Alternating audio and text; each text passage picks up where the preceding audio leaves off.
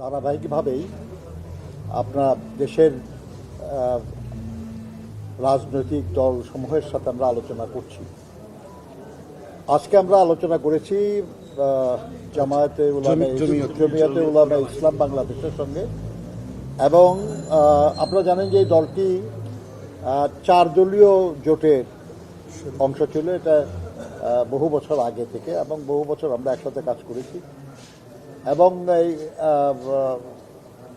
স্বৈরাচার বা ফ্যাসিবাদ বিরোধী আন্দোলনে তারা সংযুক্ত ছিলেন, এবং এই সাম্প্রতিক যে আন্দোলন সেই আন্দোলনেও তারা যুক্ত ছিলেন।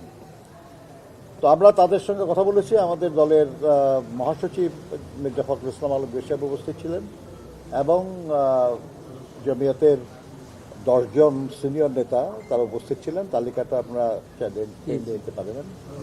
তো আমাদের মধ্যে অত্যন্ত সৌহার্দ্যমূলক পরিবেশে আলোচনা হয়েছে, এবং দেশের বিদ্যমান আর্থসামাজিক রাজনৈতিক পরিস্থিতি নিয়ে আমরা আলোচনা করেছি, এবং অনেক বিষয়েই আমরা একমত হয়েছি যে ইয়েস, এগুলো হলো প্রসঙ্গ, এবং এই প্রসঙ্গে আমাদের কোনো মতের তফাৎ নাই।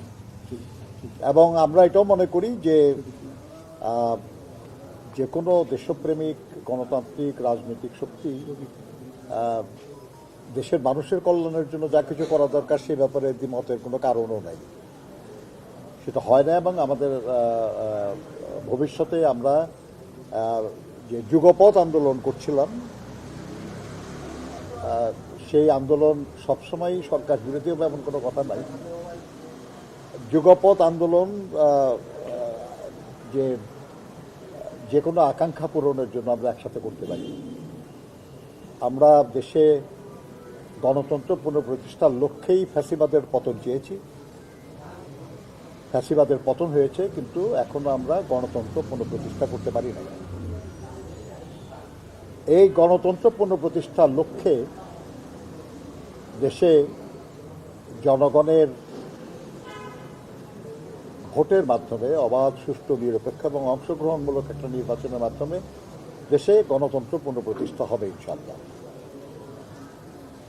এরকম একটা নির্বাচন অনুষ্ঠানের জন্য যা কিছু সংস্কার প্রয়োজন সেগুলো করেই এই নির্বাচনটা হবে, এবং সেটার জন্য মিনিমাম রিকোয়ার্ড যে টাইম, ন্যূনতম প্রয়োজনীয় সময়, সেটা তো লাগবে। কিন্তু আমি মনে করি না, আমরা আলোচনা করেছি যে আমরা মনে করি না আর কি যে সেটা করে নির্বাচন করতে খুব বেশি সময় লাগার কথা না। যাই হোক, এ ব্যাপারে আমাদের যাদের সঙ্গে আমরা আলোচনা করেছি, জমিয়তে উলামা ইসলাম বাংলাদেশ, তার মহাসচিব জনাব মাওলানা মনিরুল ইসলাম আফেন্দি সাহেব, উনি আপনাদের সামনে বক্তব্য রাখবেন। ধন্যবাদ। আমি যেটা বললাম এটা, আর তাছাড়া উনি বলবেন তো, ওনার কাছ থেকে শোনেন। আসসালামু আলাইকুম ওয়া রাহমাতুল্লাহি ওয়া বারাকাতুহু।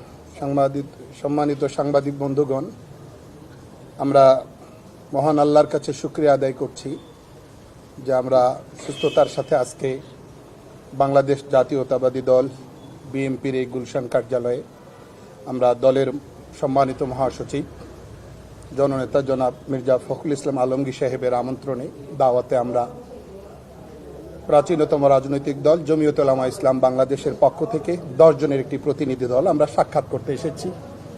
আল্লাহর কাছে শুকরিয়া আদায় করছি, আমাদেরকে দাওয়াত করবার জন্য, আমন্ত্রণ করবার জন্য আমরা বিএনপির কাছেও কৃতজ্ঞতা প্রকাশ করছি, তাদেরকে ধন্যবাদ জানাচ্ছি।